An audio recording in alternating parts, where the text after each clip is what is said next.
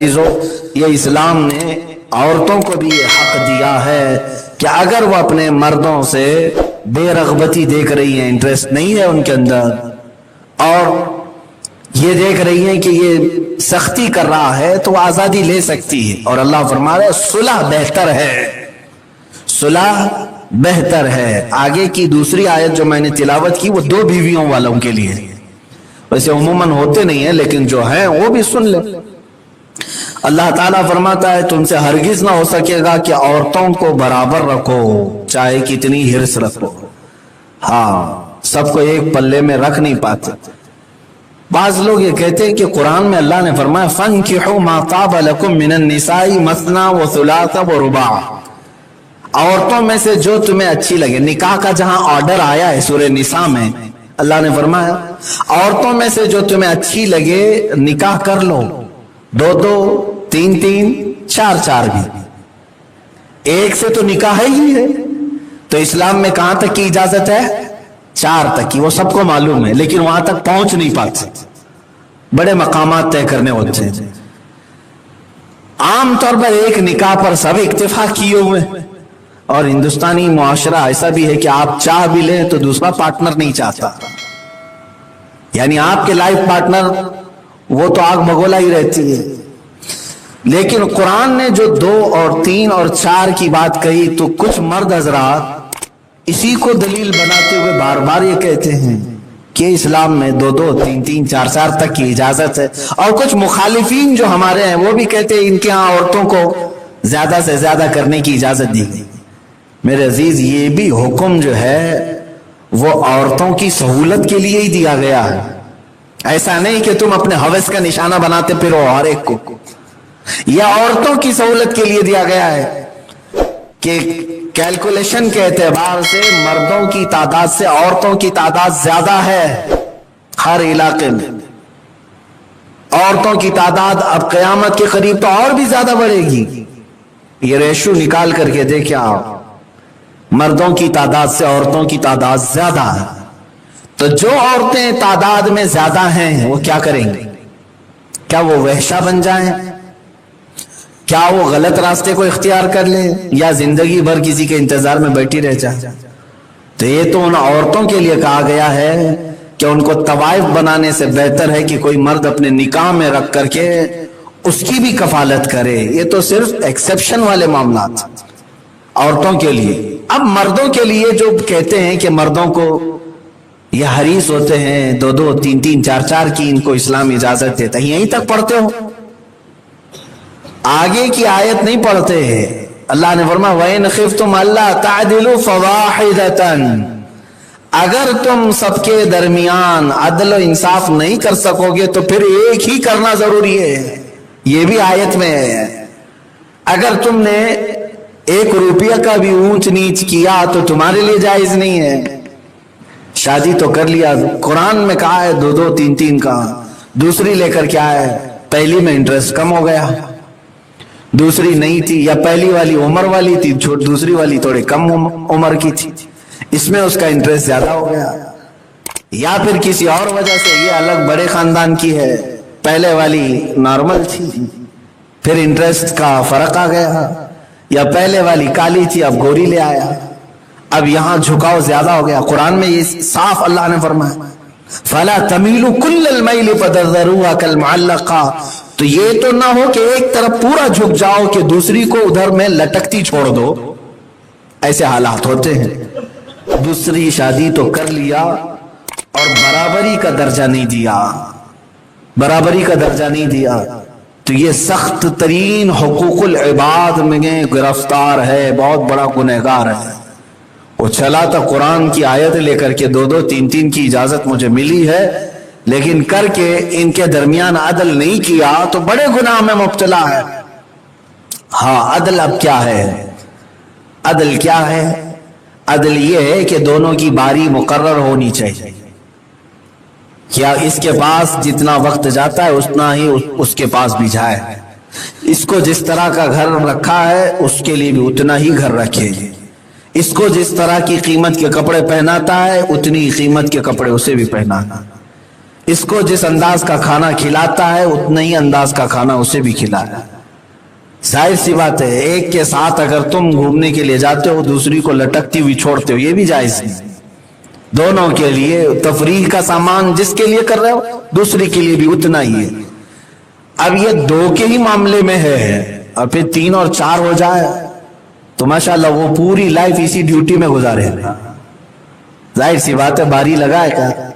یہ میرے عزیزو ایکسیپشن کی بات ہے، سب کے ساتھ نہیں ہے۔ وہ تو میرے آقا صلی اللہ تعالی علیہ وسلم کی ذات کامل تھی۔ اللہ کے نبی صلی اللہ تعالی علیہ وسلم نے 9 ازواج مطہرات کو ایٹ اے ٹائم انصاف اور عدل کے ترازو پر رکھا تھا۔ مجھے بتا دو، تقریباً 4 لاکھ 5 لاکھ حدیثیں پھیلی ہوئی ہیں پوری دنیا میں، ایک حدیث یہ حضور کی پوری بیویوں میں سے۔ حضور کی عورتیں شکایت کرنے میں بہت ماہر ہوتی ہیں، عورتوں کی فطرت ہوتی ہے، کچھ نہ کچھ بھی شکایت کر لیتی ہیں۔ امہات المومنین کا درجہ بہت بلند و بالا ہے۔ میرے آقا کی 10 بیویوں میں سے ایک بیوی نے بھی میرے آقا کی ناانصافی کی کئی شکایت کی، وہ ایک روایت لا کر کے دکھاتا، کبھی نہیں، کبھی نہیں۔ بلکہ وہ امہات المومنین کا حال تو یہ تھا، حضرت ام حبیبہ جو ابو سفیان کی بیٹی تھی، باپ کافر تھے، ابھی ایمان لائے نہیں تھے۔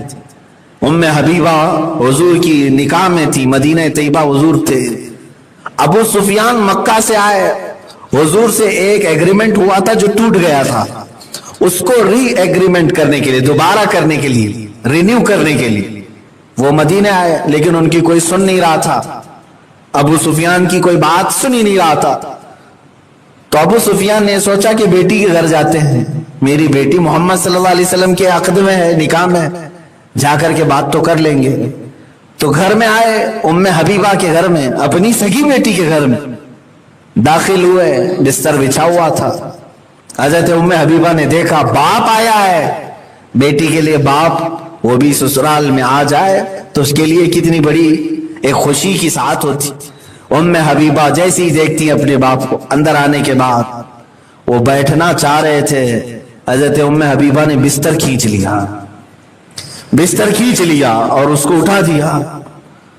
ابو سفیان نے کہا ام حبیبہ کیا تو میری بیٹی نہیں ہے؟ کہا بالکل۔ کہا کیا میں اس بستر پہ بیٹھ بھی نہیں سکتا؟